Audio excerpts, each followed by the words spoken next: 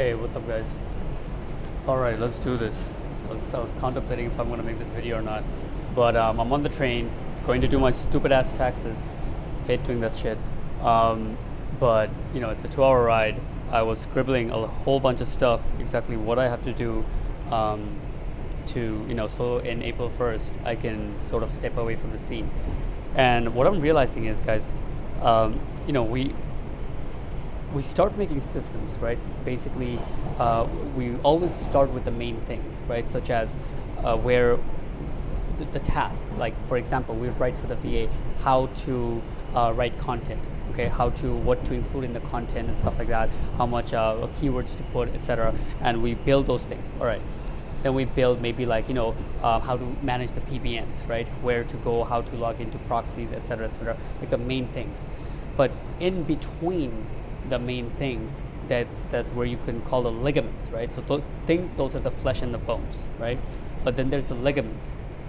Without the ligaments, you can't attach the flesh and the bones. Meaning, there's stuff in between transitions that we take for not granted, but we're used to it. We learned it as we went, so we kind of take it as common sense, and that's where things will break, right? For example, what I realized was, and some of my frustration for the last couple of days is, I have all the system, not all the system, but I'm creating all the systems for the VA, but I didn't really create the systems for my assistant, right? How do you order these things properly? Anything, whether it be like even choosing an anchor text for one of the PBNs, right? What made me realize that's the perfect anchor text for this client at that time, right? These things that can seem so simple, right? Why, that can wait for a while.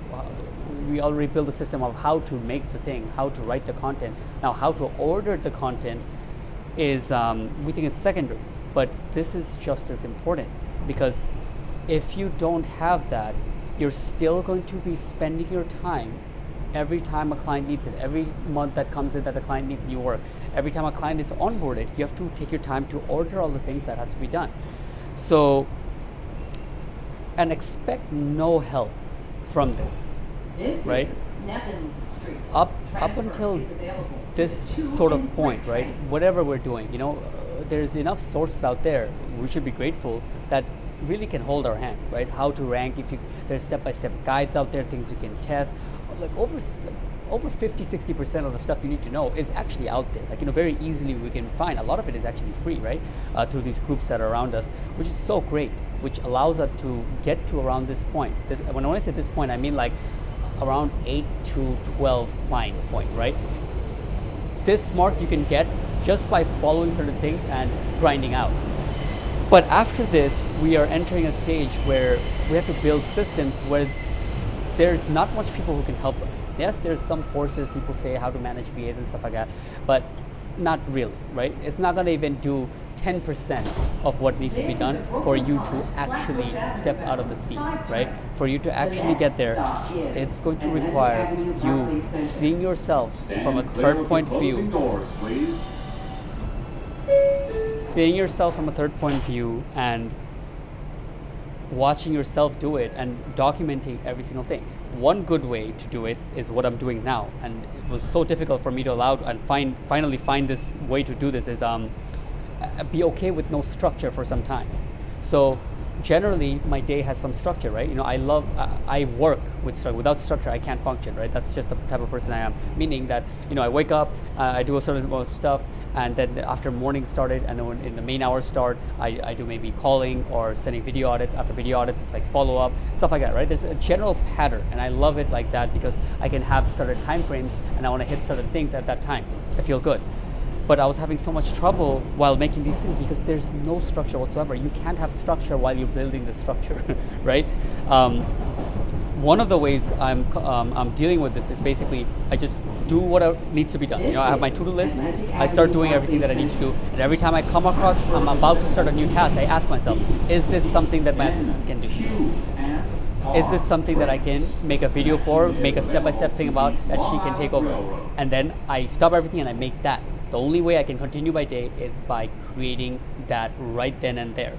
This this takes away from me having to plan everything of making the plan and just going about my day and creating the structure whenever it comes in play.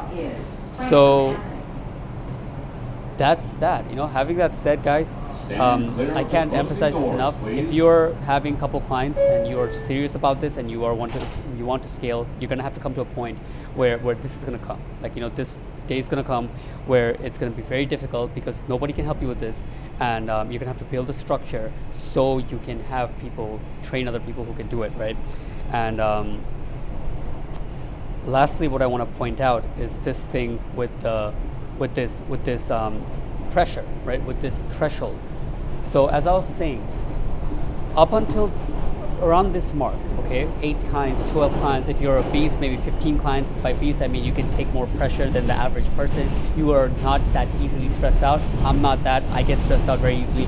If something is all over the place, I can't just dive in and just fix everything up. But I need structure. I need to take a step back and see everything and then go in and execute all of it, right? But once you get to this point, the thing I'm realizing is what got you here really can't take you up there. We think holy shit, got to 10K a month. That's fucking awesome. If I just keep doing the same thing, I'll get there. But the truth is, no. We will crumble. Because if you try to get 15 clients, 18 clients, you're gonna start dropping the ball.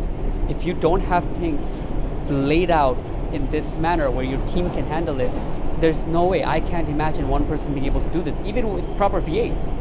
If you just have your VAs doing half-ass work or doing the main stuff, but you're still have to be there to make sure everything gets done properly, not just checking, but ordered and doing the quality check and stuff like that. It's going to be tough. So the point is, this is the time where we have to take a step back, sort of, and kind of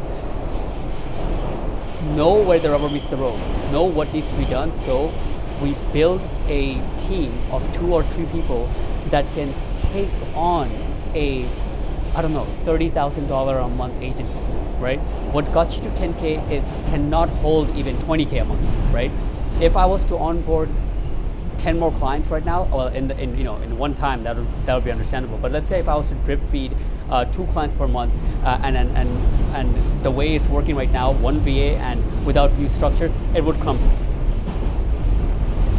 This is the time when even if you have to let go of your margins, it's the time when you take a step back and allow yourself to have even 50% only margin, but then create a system that can handle $30,000 a month, right? $25,000 a month, at least figuratively. You should be able to see it in your vision, and you can, within simple calculations of how many hours it takes, how much you're spending and stuff like that, you should be able to see it play out that, yes, I have a VA to assistant combination, or you to VA combination that can take on a $30,000 a month business. Okay, so yeah.